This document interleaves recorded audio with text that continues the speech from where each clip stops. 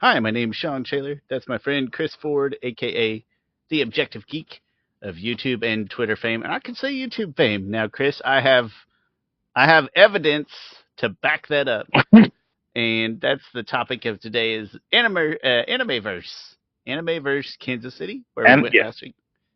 We'll do a nice little recap of our experience. But before then, Chris, how are you? What have you been up to? what have I been up to? I'm doing great. It's Fourth of July. I love it because I'm off. Not, anyway, I got off early today. Went to the movies. Saw F1. I really went to the movies because I was bored. Hmm? I have been rewatching. I rewatched Man of Steel. Love Man of Steel. I wouldn't change a single thing about Man of Steel for the most part. Love that movie. I'm in the middle of watching Batman v Superman, and I do think the movie gets worse for me with each watching. I've one of my presentations in Toastmasters was going over how great the film is. Like I think I gave like an 8.5, and I Hmm? think I don't know if it's because the film came out. I loved it when it first came out. Um, And then Zack Snyder, as he does with all his films, has a director's cut.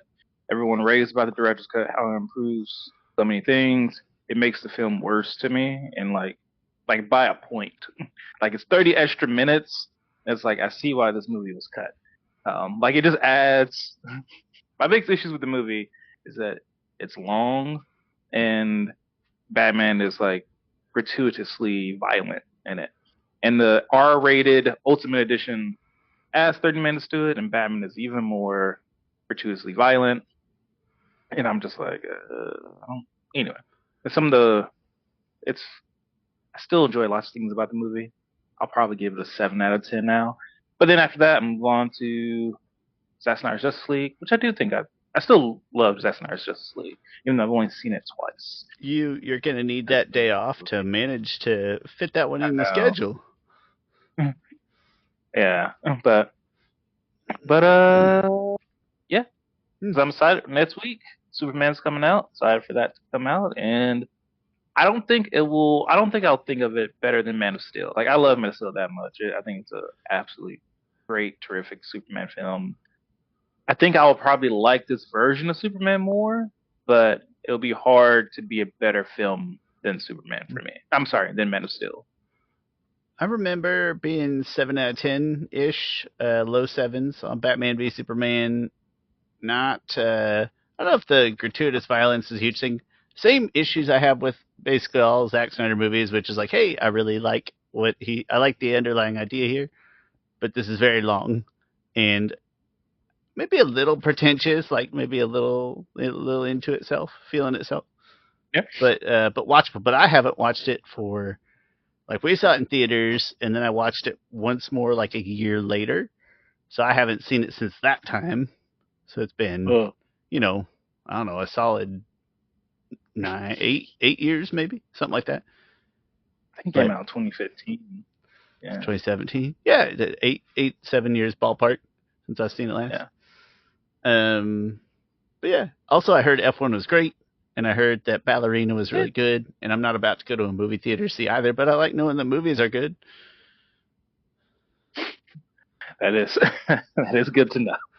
I'll see both when they make it eventually. I'll buy. I love John Wick. The Let me rephrase that. I love John Wick 1. I like John Wick 2. I tolerate John Wick 3, and then I like John Wick 4. And I heard Ballerina's good, so I'll for sure watch it when it'll jump to Max. Right? Is that a Max film or is that No, it is a Paramount? nope. It is Peacock. Peacock. Okay, cool. Yeah, so I'll watch that when it jumps into one of those. F1 doesn't do a lot for me, but if it's one of those that everybody says is brilliant, I'll I don't try think it you need to sometime. go see it. I'll I would have been fine watching it on my own TV. yeah, I won't go out of my way for it, but when it's convenient. Whereas John Wick Ballerina, I'll at least make a concentrated effort to see it as soon as it's like available. But Yeah. Well, yeah, happy Independence Day if you care to celebrate Independence Day, and if not, I hope you have an adequate 4th of July, because that's just the You know what I was thinking day about? of the week. How black people. One thing I love about my people is that we make things cool. Like we make this is a random thought I had. Like Independence Day is like the 4th of July. That's what it's called. But the day that black people celebrate their independence or their freedom is Juneteenth. like that's the official name of the holidays, Juneteenth. But that's a nickname. It's not like, oh, the 19th of June. We're like, nah, Juneteenth. Juneteenth. That's the holiday. I did see a video earlier of like a short on Facebook of a deep fried watermelon, and I was like, I can't tell if this is supposed to be racist funny or if it's like actually serious and maybe we're missing out. That's often how I'm like, when is the turn? Is there a turn? It's just so it was either a legitimate recipe or like really tongue-in-cheek humor. But Facebook thought I needed to see it, and I was like, well, I do like watermelon and deep fried things, so I guess the algorithm is it kind of gets it. But yeah, don't lose any appendages.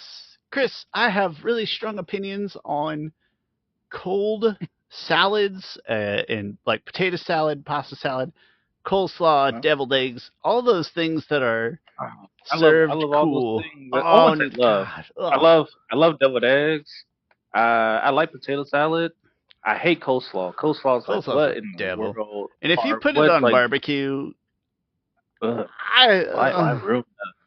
ruin a barbecue sandwich or anything with coleslaw? Jeez. And I have tried it. Okay, I try everything twice. That's important to me. If you try it once, it's bad. Circumstance, restaurant. I've tried it at least twice. The whole thing just tastes like coleslaw, even though there's not that much coleslaw in it. Make everything. I don't want that. I want to taste meat and barbecue sauce. Why do I need celery and mayonnaise or whatever it is? Cabbage and hatred. Cabbage. I think there's hatred in there. That's what it is. Red onions or something. I don't know. Little aftertaste of bad karma. Like how did this become a side at KFC? I don't. Why did my parents always get it? That side growing up. It's like, just get mashed potatoes and macaroni and cheese. Like, what are we doing? I detest cold 4th of July foods of that variety, with a soft caveat for unless it's intended and good having chips dipped in it. So, cold dip and stuff. And so when everybody's, if you go to a thing and they're like, bring us out, I'm like, nope, I'm not going to do that. I will bring hot dogs or buns or condiments. I won't support that other nonsense. Chris, let's talk about Animeverse Kansas City, which was last Saturday, and there's a date, and I don't remember what the date was. Maybe the 29th. June 28th and 29th. 29th. And we went there, and I was hoping you'd walk us through a recap of your day and what we thought about it in whatever format you prefer. All right, let's start off with individual stuff. We met. Big highlights. We met many of the cast of Avatar: Legend of Korra. First one we met was Janet Varney, which was and I will say this, Shawn. I have, after meeting a voice actor that I've watched the show, that I admire them. Excuse me. I've never had so many regrets after meeting them than I have with Janet Varney. Like, it's not even close. Because there's so many things I would say to her that I didn't say, and she was so incredibly nice. I just want to clarify for everybody that knows that Chris is married that he doesn't mean like emotional, just things that he wanted to say, not like a Hallmark movie. Where it's like, I should have said. Did I make that sound like it's just like the one that got away speech, Not from a good movie, from a rom-com, Not from anything. There's so many things I wanted to say, and I let her go. Yeah. No, there were. No, maybe she might be married too. I don't know. She's not married. That sounds like I've been Sounds listening. worse. I didn't know. Sounds worse. Although, wait, no, this is kind of backwards from a Hallmark movie. In a Hallmark movie, she would have married the wrong guy, and you're still single, and then you left the con without saying the things that you wanted to say. Oh my gosh, a Hallmark movie about cons? That would be crazy. That would be. I would watch it. Like one person dresses up as like they gotta find that person that dressed up as some. Well, no, not a slutty character, because then that wouldn't be like a Hallmarky thing. But like a really like you gotta find a person dressed like that character that you love. Mm-hmm. It's like you guys connected, but you couldn't see their face. You know, they couldn't. Holy crap, Shawn, we're writing a movie right now. Yeah. I actually think what we're writing. I think we're writing Shallow Hal, but with a different spin. I think that's all we're doing. Chris, I say this with all the love in my heart, but finally, if there's a Hallmark movie about cons, finally the uncomfortable acting in every Hallmark movie would actually kind of make sense. Connection at a con, but it's probably has to have like an X in connection or something like. It's gotta be nerdy. Connect. Okay. Anyway, Janet Varney was. We love you, and we're sorry we didn't tell you. So sorry. Okay, I'm done. I did tell her that she's, which I've never thought about before the con, but I was thinking about it, like who my favorite voice actor is of them. But I do think Janet Varney is. It's not that. I told her this. It's like I think she's such a great ambassador for the world of Avatar, the universe, and stuff. How much she dives into and cares about it, and on the pod and stuff. And she was very appreciative of that. And then, but yeah, no. In general, Janet Varney was like incredibly nice, just like wholesomely, genuinely decent and pleasant, and just very nice person. They're like I think, along with John Carlos Volpe, I would call her a friend of the show. Friend of the show, Janet Varney. She feels, what do I want to say here? Genuine. That's the word I'm looking for. She felt so genuine, like the person that you hear on the podcast, on their podcast, feels like the person that I met in real life, feels like the person that she probably kind of just is at home or whatever. She feels genuine, and that's very nice. Yeah. I will say, Shawn, breaking news. Remember, Avatar Studios has announced 2 projects so far. We can break the news exclusively on Avatar Last Podcast. I didn't know where you were going. No idea. that they are making more stuff. Do I know what that stuff is? Nope. But that's the thing, is it's the stuff that we don't know about yet, right? We're breaking new news. Yeah. Chris. Yes, it's not Seven Havens. There's this stuff that we do know about, and then there's this stuff that Chris is reporting on right now that's a question mark, but it's different. Yeah. But because I asked her, how did that even come up? How did that even come up? You asked her how something was going. Oh, no, I asked her, I said, hey, can Bryan, no, you can't tell me, but what has Bryan and Mike told you about what's coming up? She's like, actually, I was just, doing some voice direction for this project that hasn't even been announced yet. So that's also news. Janet Varney is getting into voice directing, which that's really cool and amazing. And I felt bad I didn't congratulate her for that career adage or changes, because that's big. So she says she's working on that on a new project yet to be announced. And you heard it here first, or maybe you didn't, but yeah. I'd like to think that you did. You heard it here first. Along with that, I did talk to her about just my love also for Andrea Romano, who is the voice director for Batman the Animated Series, for Avatar, for a bunch of shows. And then she was like, yeah, and And because I asked her like, what is it about Andrea that really brings out a good performance? She was like, I was actually just talking to her because I'm doing this voice directing, and I called her and asked her for advice. So, which I think is really cool. It's like the mentor becoming something like that. Yeah. Well, just being able to go back to the savvier mentor, absolutely. Yeah. What a nice relationship they must sustain. Yeah. And so one of my regrets. One thing I didn't ask her, how do I get on the podcast? I meant to ask that. How do I get on Brave Elements? My first question to her for some reason was, does she read any fan fiction? Because my follow-up question was that, like, oh, do you got any advice for like writing fan fiction or something like that? But then I didn't get to that second half of the question. She was like, yeah, I love to read your fan fiction.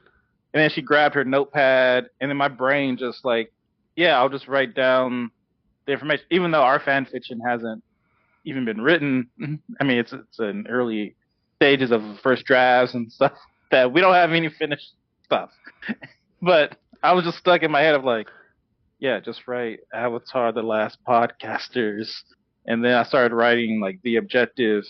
I was like, well, yeah, I just need to put also my thing, which Shawn alluded to before, because I'm YouTube famous, is that she's like, oh, The Objective Geek. Like, I've heard of The Objective Geek. Like, even when you wrote The Objective, I thought to myself, geek. That's what she said. It's funny. That's not. That's not. That's what so, yeah, Shawn, she said.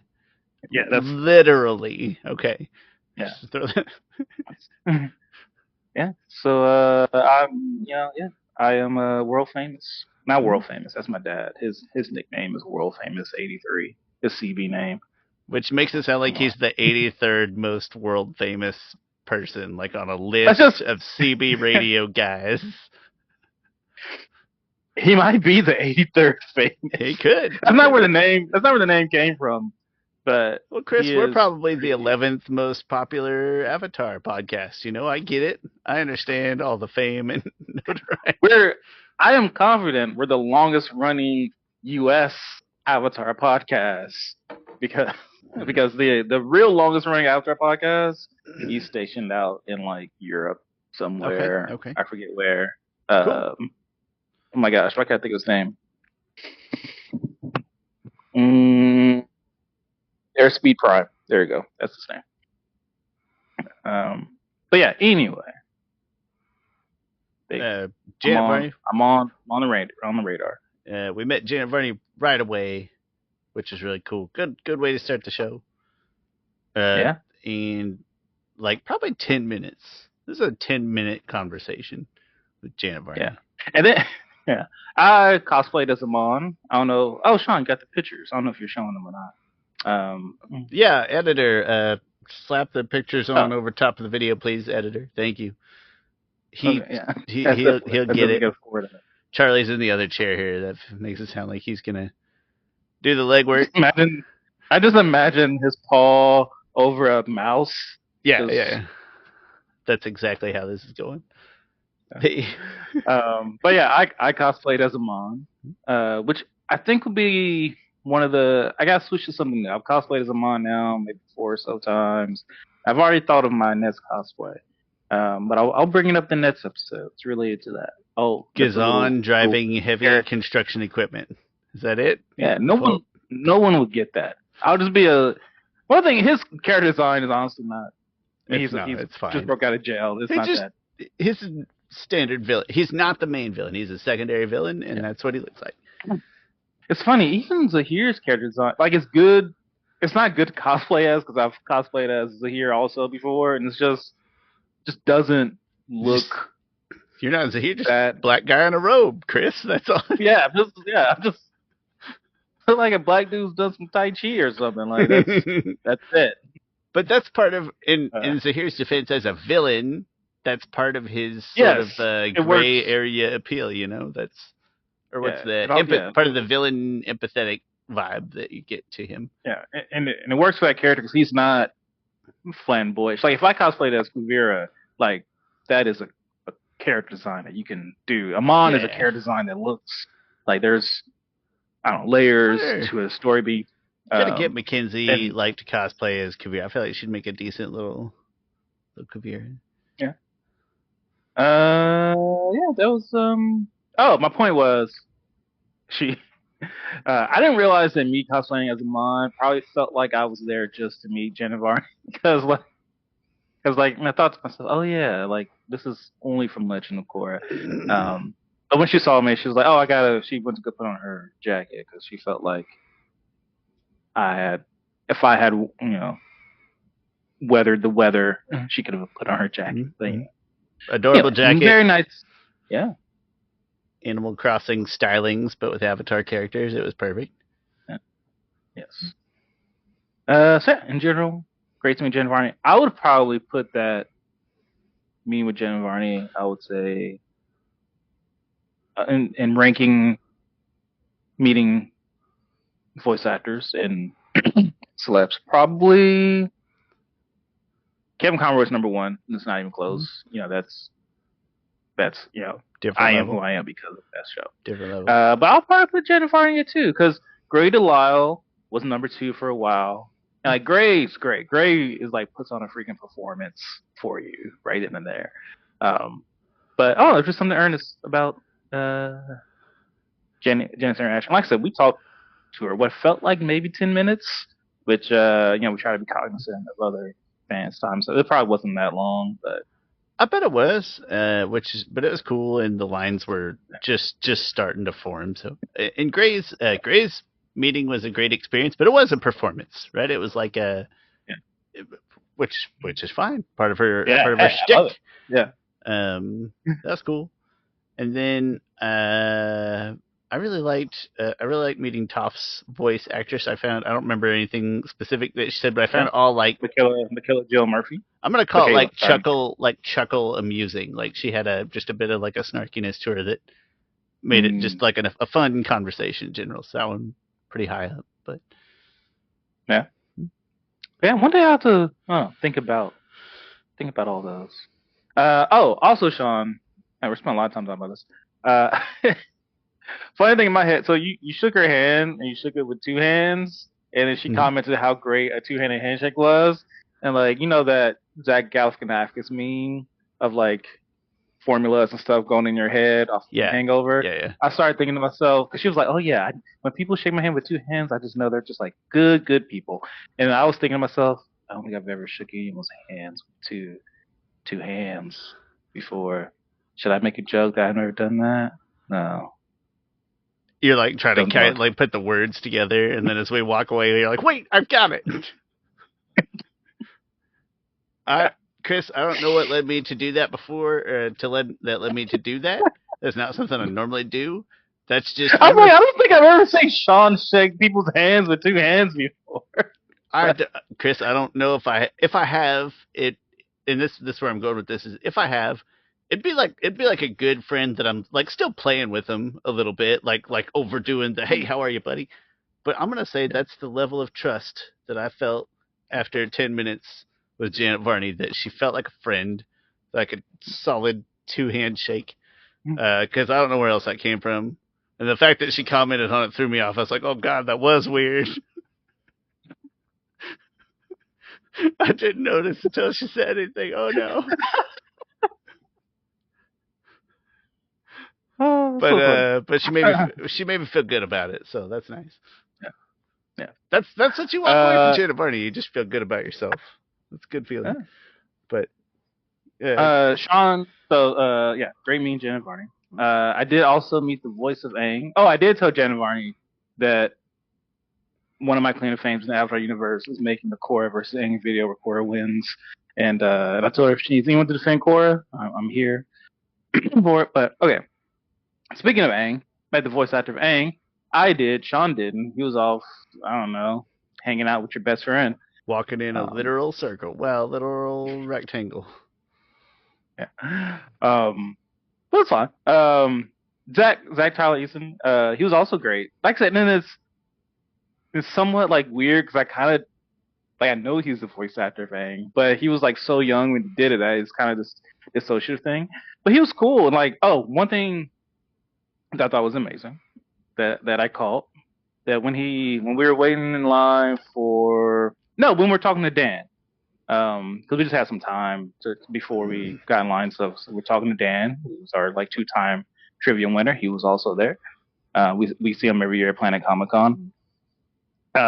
Zach came in like a little late, not that late. It was like the con just started. He's probably like 10 minutes late. A few minutes. Yeah. He sees Janet Varney and he goes like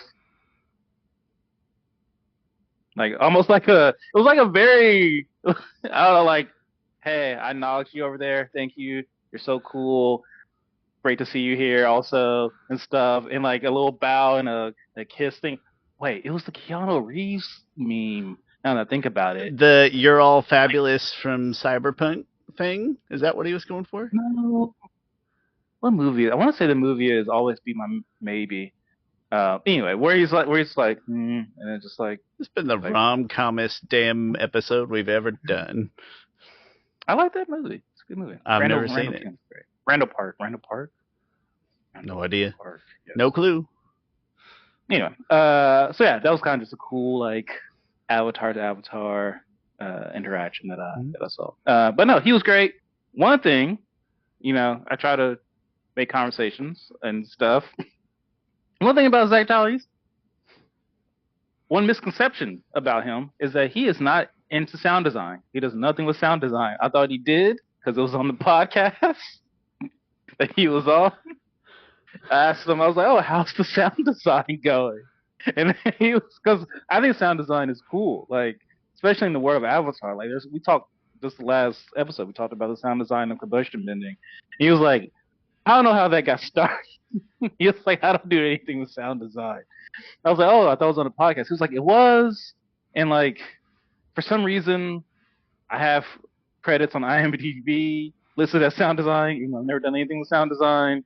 And like, Janet brought it up, and I was just kind of going with it because I was just being nice. I didn't want to be like, no, I'm not. that also feels kind of very angry, just like going with the flow of a conversation without being confrontational. And he was like, and then like, but people I meet people and they all think I'm into sound design, and then I apologize, like, oh, I'm so sorry, for that. He was like, no, I'm sorry. So Midwestern. You apologize for something that you just read, and he apologized for it being out there. Yeah. But he was cool too. He did say, he's like, I do work behind the camera and does like lighting and stuff. And I was like, well, that's all very important. Also, it's all art and stuff. He was like, yeah. But no, he was really cool also. Excellent. Yeah, Shawn wouldn't know that. I wouldn't. Then we also got to meet Jack DeSena, so it was filled with Avatar people. Like, well, I say filled, those three. There's no more than that. Those three. No, but we'll come solid back to the whole guest list in a second. Cause it was cool. Yes. Met Jack DeSena. Both me and Shawn did. He's really cool also. He sounds... It's funny. Like, I get more sock energy from him than core energy from Janet Varney, but that's also like... Janet Varney feels like a different person than Korra, and Jack DeSena is like more on the same wavelength as Sock. Also, because he was doing a lot of improv and stuff. Like, he was coming from all that onto Avatar. Yeah. I'm sure he was doing just like... Well, and Callum's like a little goofy too, like that's just he's got a tight cast to him that like Janet Varney isn't Korra whatsoever, but Jack DeSena is kind of Sokka, kind of Cal, Yeah. But yeah, he seems to be nice. It was great meeting him. I did some... I don't think I've ever shared with you, Shawn, but he has a YouTube channel called Chris and Jack, or Jack and Chris, I forget which one. But they do like skits and stuff, and like they're all like great, like, and funny. Like, he did one of like, he has some, like, they have some that I think are like considered classics. Like, he has one where gets a genie. It's him and his friend, and they bring on different people to do stuff. They had Janet Varney on one, but he has one of like a genie of like, all right, when you meet the genie finally, like, how do you get the perfect wish for it to not come back and bite you in the butt? And then he did another one about if George Lucas was like from the future, but he came like a person in regular time made Star Wars, right? A different person made Star Wars. It was a big hit, and then George Lucas from the future went back in time and stole that idea, and then and then he met the guy who actually made Star Wars. Was like, hey, thanks for making Star Wars. He's like, and the guy's like, what are you talking about? I didn't make Star Wars. He's like, you did. You're George Lucas. He was like, no, I'm actually from the future, and Star Wars is like great, and I wanted to make it, so I went back in time, stole your idea and stuff. And then he was like, and then I just made up a couple stuff like the midichlorians and things like that. You know, that's a great one also. Long story short, you should go watch those YouTube videos. They're all pretty great. And yeah, it was great meeting Jack DeSena. Yeah. Chris, thoughts on my? I just wanted to comment on the overall guest list because it was for this relative size of the con. It was a great guest list, and then worth noting that it was also kind of combined with, I think it was called WrestleFest. Like it was all Animeverse KC, but also like Wrestleverse or whatever. It had its own logo, but some reasonably prominent wrestlers there. Quite a Yeah. few, anime voice actors. Your daughter had a really funny. You and your daughter had a really funny interaction. But this is important because I just randomly on Tuesday, I ate lunch and saw John Fiedler at the place where I ate lunch and Okay. said hi. Which he's a big TMNT guy, so I had to go tell him that Dan's kid wanted to meet Kevin Nash because he was his favorite because he's his favorite shredder, not because he's Kevin Nash. That story hit me just right. But it's a really Yeah. big, cool guest list relative to the size of the con. Like impressive, I think. Yeah, almost to the point that I feel bad as a as a as a customer. I loved it because it was like, oh man, this is like a really like small kind of feeling con where it's not claustrophobic and lines aren't overwhelming. Like you get to have time spent talk with the people and stuff. Even time talking with like other fans. Like I was in line to meet Justin Cook, who is the voice of Yusuke Urameshi from the Yu Yu Hakusho. And like even waiting that line, talk with the guy who was a Avatar fan. He had a airbending ring with the airbending symbol on it. Talking to him, and then like just talking with Dan also felt less. Anytime we're talking to Dan at Planet Comic Con, I feel like this conversation can't be too long because we're kind of just sitting in the way or standing in the way of people walking and stuff. But like the con was so like small. Like it felt like like there's wasn't all this pressure to like hurry up and get stuff done or to like it was a good sized con. I feel a little bad for the guests because like all right, if they were at Planet Comic Con, those lines they would get more people and they would make more money from it. Like we could not meet Dante Bosco or Greg Baldwin. I remember his first name. Because I can never remember his first name. We could not meet those two because there just wasn't that much time in the day to, sit for an hour, 2 hours to wait in line to meet those two. We barely met Michaela Murphy, voice of Talk, because we got there so early that she had to go and do something or something, so they gave us a voucher to come back.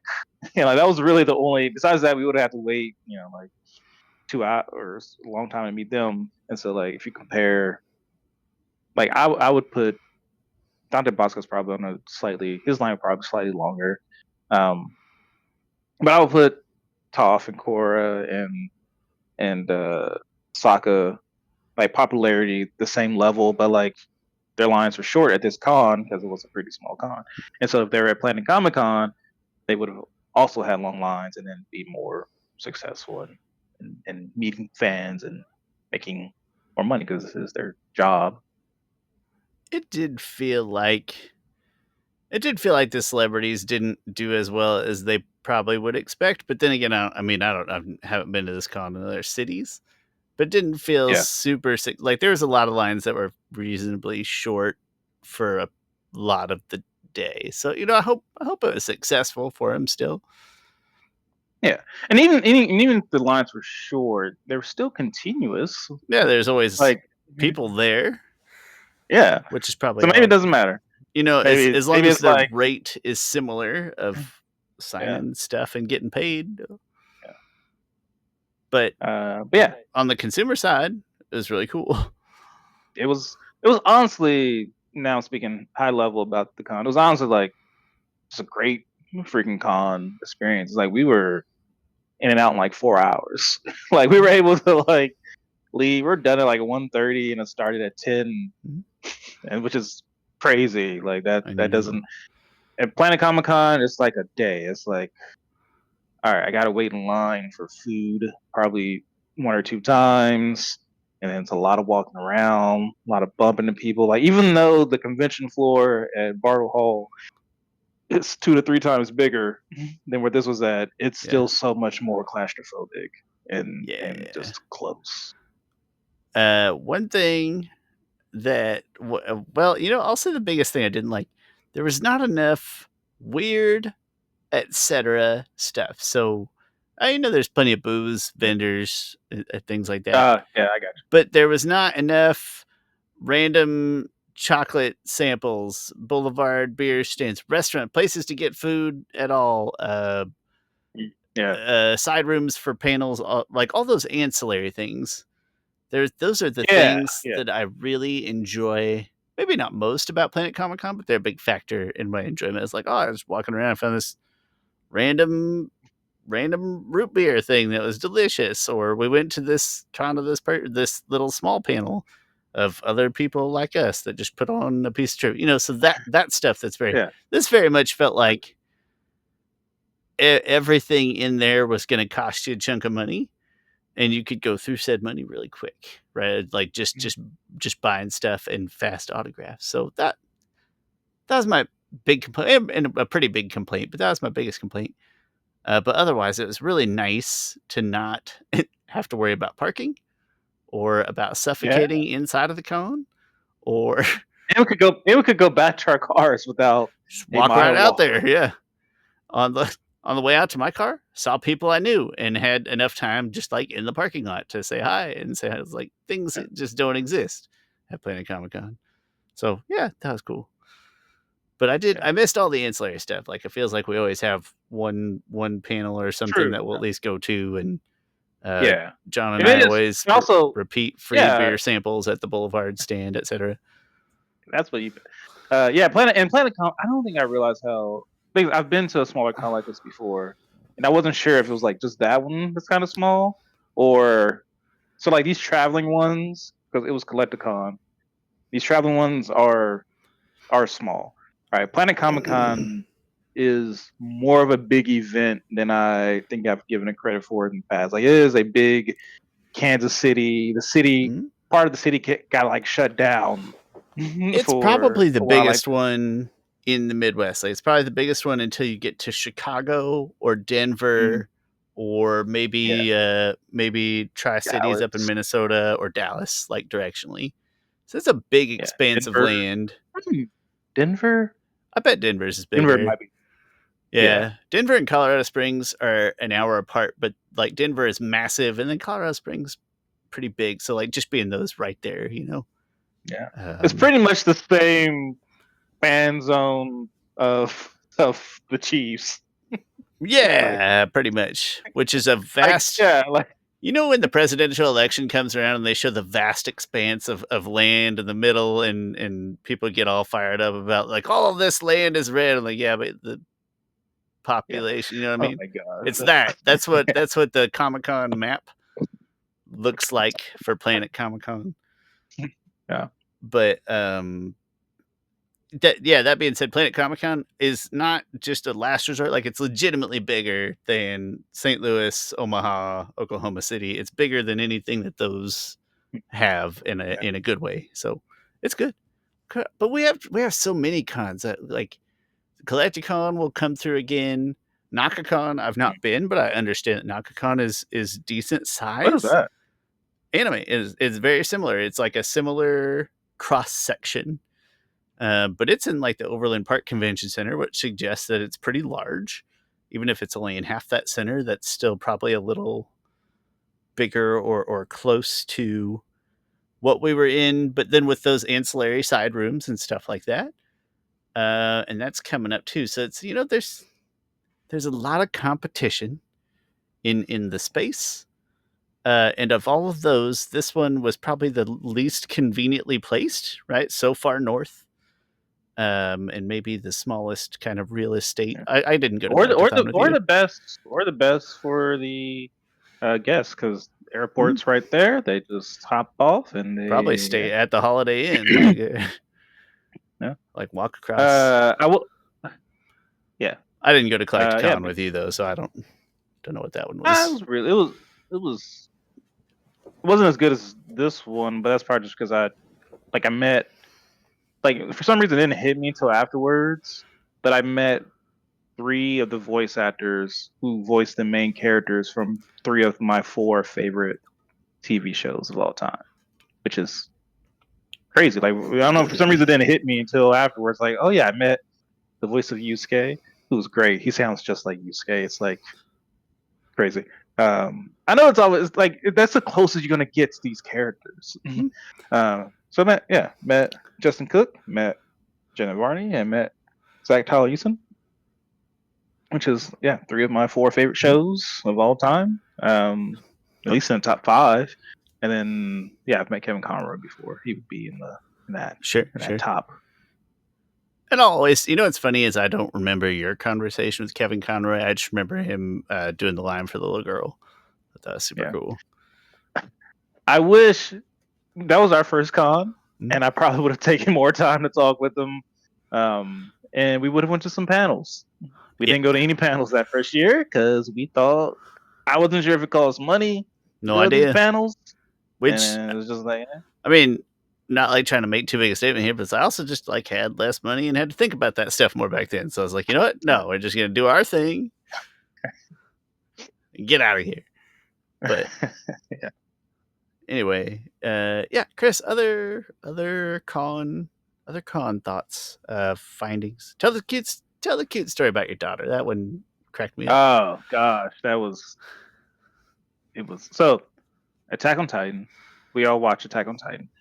There's a specific character named Gabby who people hate. She sucks on purpose. She sucks.